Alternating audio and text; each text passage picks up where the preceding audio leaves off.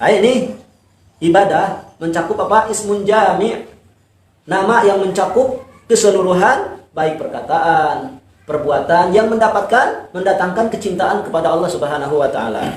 Seperti berdoa, maka berdoa hanya kepada Allah Subhanahu wa taala, tidak boleh pakai pelantara. Sebagaimana tadi dicontohkan, wahai Syekh fulan, wahai wali fulan, tolonglah saya, tolonglah kabulkan doa saya, enggak akan bisa.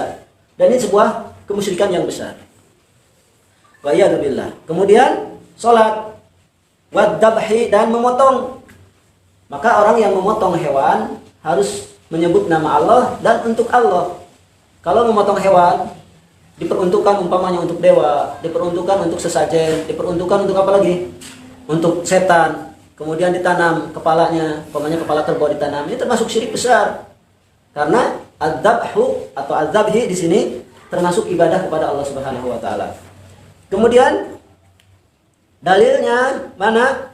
Dalil di dalam sunnah, wa qala sallallahu alaihi wasallam, dan Rasul sallallahu alaihi wasallam bersabda, qala ta'ala, Allah Ta'ala berfirman, wa ma taqarraba ilayya 'abdi bi syai'in, dan tidaklah mendekat hambaku bi syai'in, dengan segala sesuatu, dengan perkara apapun, mendekat kepada Allah Subhanahu wa taala, ahabbu ilayya mimma iftaradtuhu alaihi, yang aku cintai padanya daripada apa yang telah aku wajibkan.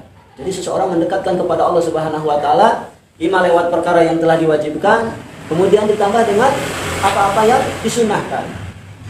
Maka Allah cinta kepada orang tersebut. Maka syarat daripada wali Allah, orang mendapatkan gelar wali Allah, siapapun boleh. Syaratnya yang pertama beriman, yang kedua beramal saleh, beribadah kepada Allah Subhanahu wa taala. Hadis qudsi rawahu Bukhari. Hadis qudsi diriwayatkan oleh Imam Al-Bukhari. Nomor ketiga, kaifa na'budullah? Bagaimana kita beribadah kepada Allah? Beribadah ini ada caranya, tidak boleh ngarang. Ibadah ini ada tuntunannya dari Rasulullah sallallahu alaihi wasallam. Bagaimana katanya? Jawabnya, kama amaronallahu wa rasuluhu. Ibadah itu kama amaronallahu, sebagaimana Allah telah perintahkan kepada kita, wa rasuluhu, dan rasulnya. Jadi apa yang diperintahkan oleh Allah dan rasulnya, itulah yang disebut dengan ibadah. Cara beribadah adalah mengikuti apa yang ada perintah dari Allah dan rasulnya. Kalau yang tidak ada perintah bagaimana? Nggak usah dikerjakan. Beda dengan masalah muamalah, masalah kehidupan, masalah dunia. Kalau masalah ibadah, ikuti apa yang diperintahkan Allah dan rasulnya. Ikuti aja. Qala ta'ala, Allah Ta'ala berfirman, ya ayyuhalladzina amanu, hai orang-orang yang beriman, ati'ullaha wa ati'ur rasul. Taatlah kamu semua kepada Allah dan taatilah Rasul. Wala tubtilu a'malakum, dan janganlah kamu batalkan amal-amal kamu semua. Jadi orang kalau niatnya ibadah, dia ingin beribadah kepada Allah Subhanahu wa taala, tapi tidak mengikuti cara dari Allah dan Rasulnya, maka ini batal amalnya, bukan disebut ibadah. Contohnya umpamanya mau sholat subuh 3 rakaat. Ini tidak ada perintah. Umpamanya lagi apa? Tersebar di masyarakat banyak amalan-amalan yang tidak dicontohkan oleh Rasulullah sallallahu alaihi wasallam. Cukuplah bagi kita mengamalkan apa yang diperintah Allah dan Rasulnya. Ini surat Muhammad ayat ke-33.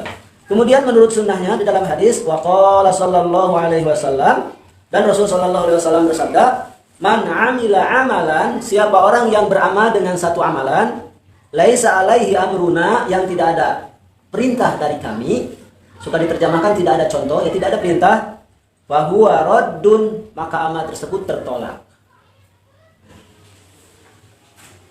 Jelas ya dengan hadis ini, ai ghairu maqbulin, atau amal tersebut maksudnya tidak diterima. Astagfirullahaladzim, ya sayang ya, amal banyak tapi tidak diterima di hadapan Allah Subhanahu wa taala. Kenapa? Karena tidak mengikuti contoh Rasul sallallahu alaihi wasallam atau tidak ada perintahnya.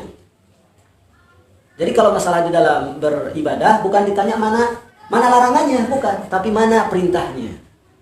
Kalau di dalam masalah muamalah, masalah keduniaan, yang ditanya mana larangannya.